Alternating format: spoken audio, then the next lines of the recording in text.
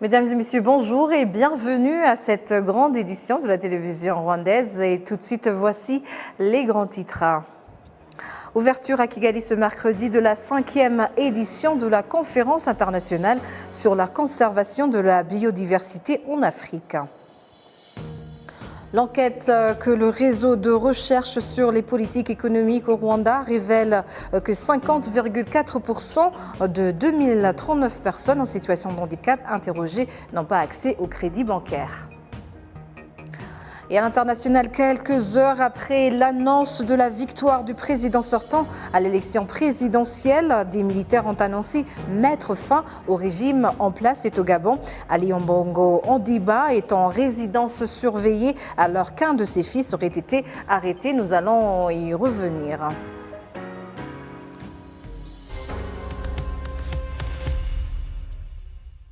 Bienvenue encore une fois à ce journal. Ouverture à Kigali ce mercredi de la 5e édition de la conférence internationale sur la conservation de la biodiversité en Afrique. Les participants à cette conférence exhortent les pays africains à mettre en place une législation efficace qui permettrait d'exploiter au mieux les opportunités économiques inhérentes à la biodiversité. Cette conférence de Kigali se penche notamment sur comment construire une économie résiliente sur base de la biodiversité. Les résultats d'une étude menée par l'Université de la gouvernance en Afrique ont montré que la visite des parcs nationaux fait entrer environ 43 milliards de dollars américains, alors qu'en général, le tourisme fait entrer 10% du produit intérieur brut du continent. 4 jours après les présidentielles au Gabon, un groupe de militaires a annoncé ce 30 août 2023 la suspension de toutes les institutions de la République et a mis en place le président Ali Bongo Ondimba en résidence surveillée. Pour bien comprendre cette situation qui prévaut au Gabon, notre confrère Jean Damascène Manichimne vient de s'entretenir par téléphone depuis Libreville avec le journaliste gabonais Jean-Yves Ntoutoumé. Il commence par nous faire le point sur la situation sécuritaire en ce moment même où nous parlons. Pour le moment, tout est calme. Les populations sont en train de chanter dans les rues, bien canalisées par les militaires. Oui. Et Internet qui était coupé depuis le 26 août dernier a été rétabli aux environs de 7 heures ce matin. Alors, les mouvements des populations s'observent en ville, les commerces, tout se passe normalement en ville? Non, il faut dire que certainement par mesure de sécurité, tout est fermé, mais les gens circulent. Ceux qui peuvent aller au travail vont au travail, mais les commerces sont fermés pour l'instant. Oui. Et alors, Jean-Yves, nous avons suivi les médias et internationaux surtout qui parlaient des tirs qui auraient été entendus hier. Est-ce que c'est vraiment le cas? Oui, c'est-à-dire que après la proclamation des résultats qui ont donné Ali Bongo vainqueur, il y a eu des coups de feu qui ont été entendus à Libreville et tout de suite les militaires sont apparus à la télé pour donner un communiqué qui mettait fin au régime. Et alors, Jean-Yves, qu'est-ce maintenant des militaires auteurs du putsch? Qui sont-ils? Est-ce que c'est des gens qui étaient déjà connus du grand public gabonais? Oui, celui qui est présenté comme la tête de file du putsch était un général. Il était sous Omar Bongo, son aide de camp. Il est général, commandant en chef de la garde républicaine. Oui, et ses collaborateurs? Ses collaborateurs, oui, sont connus des Gabonais, oui. C'est un condensé de corps, c'est la garde républicaine, c'est l'armée, c'est la gendarmerie. Donc il y a beaucoup d'officiers qui étaient représentés lors de la lecture du communiqué par les militaires. Et alors, comme journaliste, si vous avez suivi, comment est-ce que cette annonce des militaires a été accueillie par la population gabonaise? Elle a été chaleureusement accueillie, d'autant plus que les populations estimaient que les résultats donnés par le centre gabonais des élections étaient des résultats tronqués. Et c'est ce que d'ailleurs les militaires ont dit dans leurs propos. Ils ont dit que les résultats, les élections étaient mal organisées et puis les résultats qui ont été donnés sont des résultats tronqués. Et donc c'est pour cela qu'ils mettent fin à tout ça. Ils annulent toutes les élections et ils parlent d'une transition. Ils n'ont pas encore donné la durée de la transition. Oui.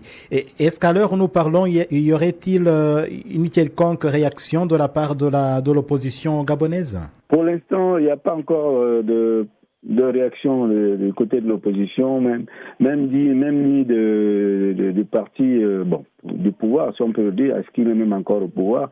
En tout cas, il n'y a pas encore de réaction du côté du camp politique gabonais. Oui. Et alors, revenons sur le président déchu, Ali Bongo. Est-ce que vous savez plus de ces nouvelles aujourd'hui, après cette annonce des militaires? Oui, selon les militaires qui ont fait le coup d'État, le président de la République, il est en résidence surveillée. Oui. Il y a une vidéo publiée là, qu'on a envoyée sur WhatsApp, dans les réseaux sociaux, où le président s'exprime en anglais, disant qu'il ne sait pas ce qui se passe. On a pris son enfant, son fils qui était son proche collaborateur, et puis sa femme n'est pas à ses côtés, il est seul. Il lance une alerte, il ne sait pas ce qui se passe en fait. Mais les militaires ont annoncé officiellement à la télévision publique tout à l'heure que le président était à résidence surveillée et que certaines responsables, certaines personnalités qui gravitaient autour du président étaient arrêtées, notamment son fils Noureddine Bongo et puis le secrétaire général du Parti démocratique gabonais, le parti au pouvoir, l'ancien parti au pouvoir, et d'autres personnalités. Et alors, est-ce qu'avant ces élections, est-ce qu'il y avait un certain malaise du côté de la population, disons dans le vécu quotidien des Gabonais? Oui, mais les militaires même l'ont évoqué, une malgouvernance, on va dire quoi, une dégradation de la vie des populations et plusieurs détournements d'argent et tout ça. Donc voilà, c'est ce qui les a poussés à faire cela. Donc il y avait déjà un précédent, il y avait même trop de précédents. Oui. Et est-ce qu'on peut dire qu'il y avait une crise économique, des problèmes qui s'observaient déjà, qui mettaient mal à l'aise la vie de la population? Oui, on peut parler par exemple des fonctionnaires les fonctionnaires retraités qui depuis 6 ans ne sont pas payés. Et ça fait plus de 6 ans que les fonctionnaires ne sont pas payés. Ils demandent à ce qu'ils soient payés. On leur donne des petites avances qui ne suffisent pas. Et jusque-là, ça fait plus de 6 ans que cette catégorie sociale-là n'est pas payée. C'est un exemple parmi tant d'autres. Alors, Jean-Yves, merci beaucoup pour votre éclairage. Je rappelle que vous êtes journaliste au quotidien Le Temps, hebdomadaire d'information générale qui paraît depuis 1999. Oui, exactement, depuis 24 ans déjà. Ouais. Toujours à ce propos, nous sommes en ligne avec Christian Gazambetti, il est fondateur et directeur de publication du journal en ligne Centrafrica. Bonjour Christian et bienvenue à la télévision rwandaise. Bonjour et merci de me recevoir. Alors Christian, vous êtes ancien diplomate centrafricain, consultant en communication dans plusieurs pays de l'Afrique centrale, connaisseur justement de la région de l'Afrique centrale. Pour commencer, comment comprendre un tel retournement de la situation au Gabon, étant donné que les résultats ont été annoncés, que le président Ali Bongo a été annoncé vainqueur? Mais tout d'abord, je voudrais commencer par dire que c'est dommage, c'est triste qu'on en arrive là. C'est-à-dire qu'aujourd'hui, non seulement le Gabon, mais l'Afrique fait un pas en arrière en matière de démocratie, parce qu'on n'avait pas besoin d'un coup d'État en plus. Mais pour en revenir à votre question, pour dire comment comprendre ton arrivée là, c'était prévisible, c'était prévisible. Comme le disait notre collègue gabonais dans son intervention, il y avait déjà au Gabon des précédents, notamment, je dirais pour moi, principalement, si on en arrive là aujourd'hui, c'est parce que c'est le résultat de plusieurs décennies de captation du pouvoir par une petite catégorie de personnes de la population au détriment du plus grand nombre. Et il y a des militaires qui ont profité de l'occasion, c'est-à-dire des résultats de l'élection qui allaient être annoncés, qui étaient déjà soupçonnés de trucage et de tricherie, pour pouvoir aujourd'hui prendre le pouvoir et le justifier par cette mauvaise gestion du pays, cette gabégie et cette mauvaise répartition des richesses. Alors justement, parlant de richesse, vous qui connaissez bien cette région, comment se positionne le Gabon dans cette région? Quels sont les défis majeurs auxquels est confronté ce pays? Ben déjà, le Gabon, si on parle déjà en termes de richesse, il faut savoir que c'est un grand producteur pétrolier dans la région de l'Afrique centrale. Et également, c'est un grand exportateur de bois et avec d'autres richesses. Mais notamment, vous avez ces principales richesses qui sont le pétrole et le bois. Et elles sont très mal redistribuées. Comme je disais, elles profitent à un certain clan et non à la grande majorité de la population. Et aujourd'hui, les grands défis du Gabon, c'est de pouvoir redistribuer le fruit, le profit des richesses exploitées au Gabon aux Gabonais. C'est ça le grand défi. Le grand défi du Gabon aujourd'hui, c'est un défi de bonne gouvernance. Comment pouvoir éradiquer la malgouvernance qui a prévalu au Gabon pendant plusieurs décennies. Le Gabon s'ajoute aux autres pays de l'Afrique francophone à vivre, je dirais, ces temps durs. Selon vous, y a-t-il une similitude avec ces autres pays? La seule similitude qu'il peut y avoir, c'est le fait que, je venais de le dire tantôt, c'est par rapport à la mauvaise gouvernance. Vous savez, le contexte n'était pas pareil. Le contexte n'était pas pareil au Gabon. Ce qui se passe aujourd'hui se passe à la suite d'une élection démocratique, mais le contexte était que la dernière élection présidentielle, les dernières élections, les générales qui se sont passées, avaient résulté de grands conflits entre camps politiques. On avait eu plusieurs blessés et plusieurs morts. Et je pense qu'il y a plusieurs Gabonais, notamment dont ces militaires, qui ne voulaient pas qu'on arrive à une telle situation, parce que ce qui avait fait que cette situation arrive la dernière fois, c'était également des élections truquées. Et comme ces élections étaient déjà soupçonnées de trucage, on allait forcément à un affrontement entre les deux camps, c'est-à-dire l'opposition et le pouvoir en place, et on pouvait tomber, chavirer dans une guerre civile. Et il fallait l'éviter. Maintenant, est-ce que pour l'éviter, la solution, c'était le coup d'État? Ça, cette question, il faudrait la poser aux putschistes. Ce n'est pas à moi. Pour moi, je le déplore. Ouais, alors en parlant de putsch, de coup d'État, il y a une tentative en 2019 au Gabon même, mais qui a été refoulée. Quel a été, je dirais, le moment clé pour avoir réussi ce coup d'État? En fait, si en 2019, le coup d'État échoue, c'est que la raison, en fait, pour porter un tel coup d'État n'était pas solide. L'armée n'était pas unie pour arriver à ce résultat, pour arriver à cette solution, parce que la raison n'était pas vraiment fondée. Le président Ali Bongo était encore en plein exercice du pouvoir, il n'y avait pas d'élection en vue, le pays était administré, même s'il y avait toujours de la gabegie, des malversations financières et tout, mais on était pendant la période de l'administration du pays, on n'était pas en période électorale qui ouvrait la porte à une potentielle alternance, à un potentiel changement de régime.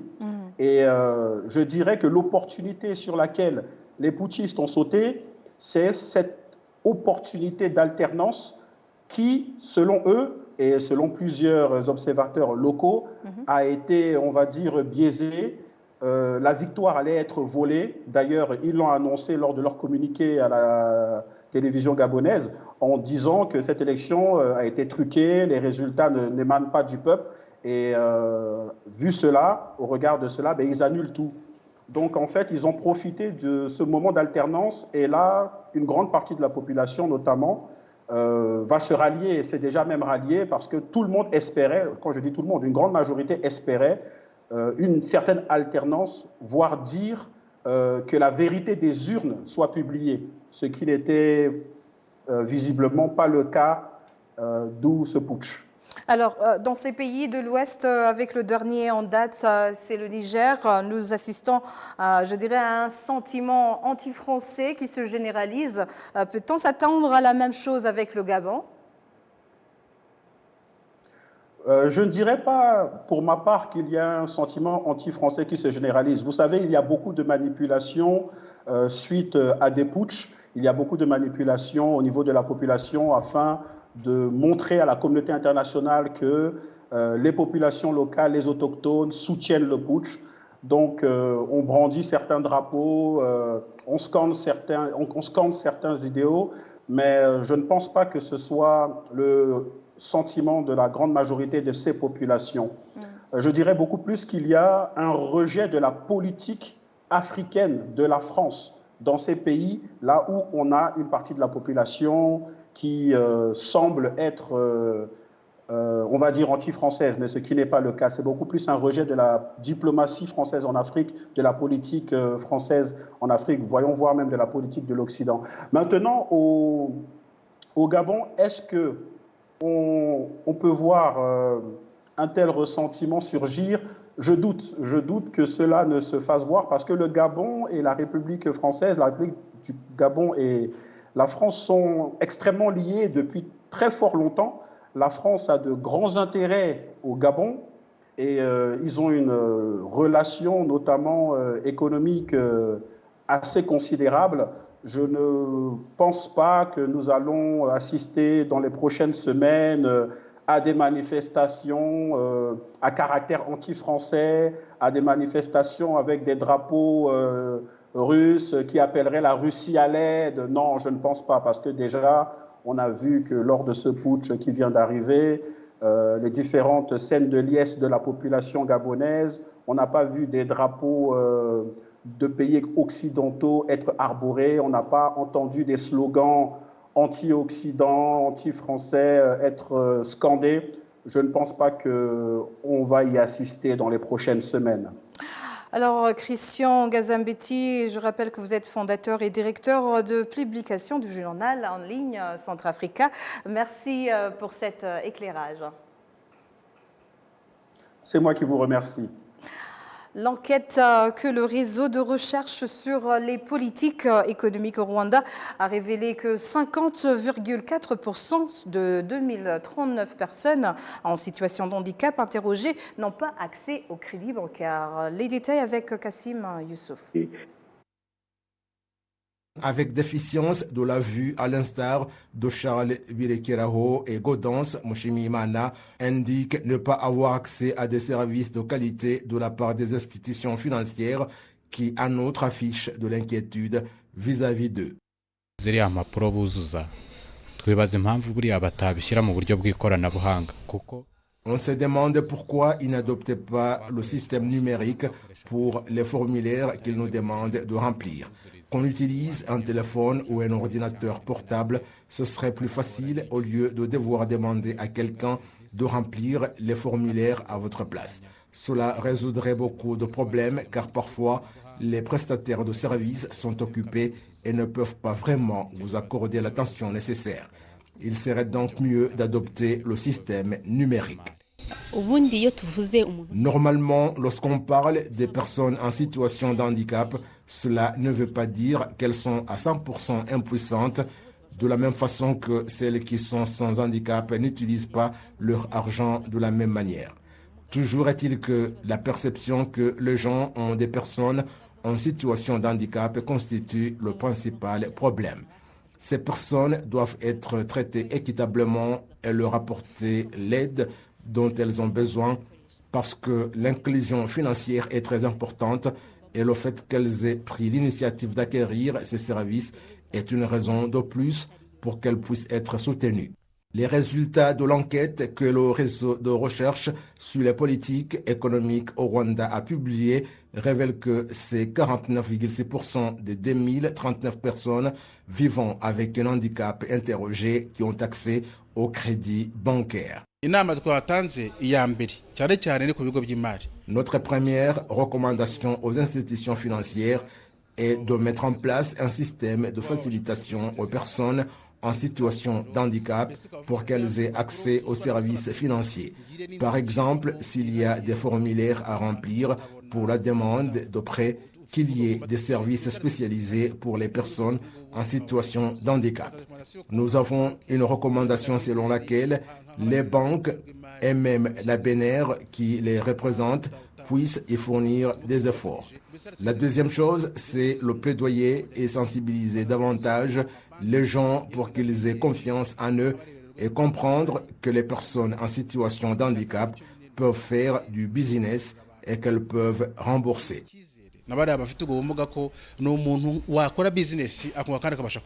Les statistiques de l'Institut national des statistiques au Rwanda de l'exercice 2020 révèlent que 25% des personnes en situation de handicap n'ont pas accès aux services financiers par rapport à 7% des personnes sans déficience physique qui également n'en ont pas accès. Les industriels et investisseurs au Rwanda indiquent que c'est de la responsabilité de chacun d'eux de faire un geste en direction des communautés vivant autour de leurs activités de développement en améliorant leur qualité de vie et en coopérant avec le gouvernement dans des actions visant à l'amélioration des conditions de vie des populations. Les détails avec Patrick Nilidandi. La responsabilité citoyenne des dirigeants de groupes industriels qui sont un peu partout dans le pays n'est plus à démontrer dans la participation aux activités de développement et à l'amélioration des conditions de vie des citoyens. Mugunga Prince Cédric est à la tête d'une entreprise qui recycle des déchets plastiques pour fabriquer des produits tels que le coton et la laine. Il a indiqué au micro de Alabié les différentes actions menées par son entreprise pour améliorer le bien-être de la population locale. Nous payons la mutuelle de certains habitants du coin. Nous payons également les frais de scolarité pour quelques jeunes enfants, 35 au total, en secteur Gisozi. Nous avons aussi aidé 2 dames à réhabiliter leur maison.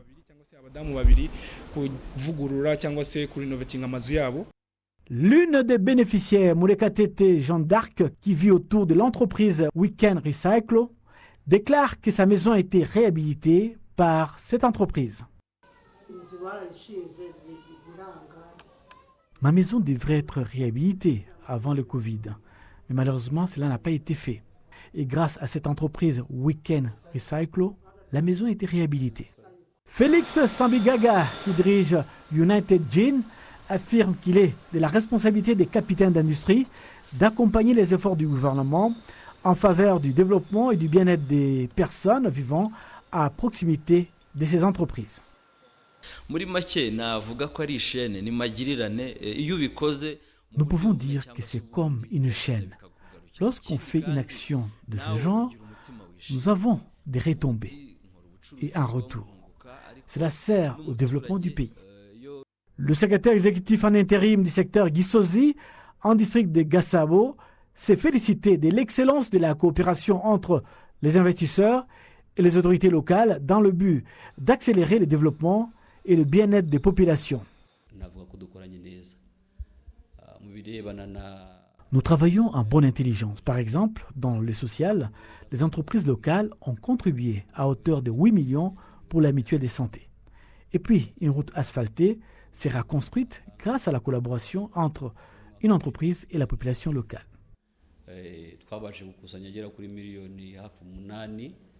La responsabilité citoyenne des dirigeants des groupes industriels et autres entrepreneurs est primordiale dans le cadre d'accompagnement des actions gouvernementales, car les industriels sont les grands gagnants, car un citoyen ayant un mieux-être est un consommateur, donc un bon client.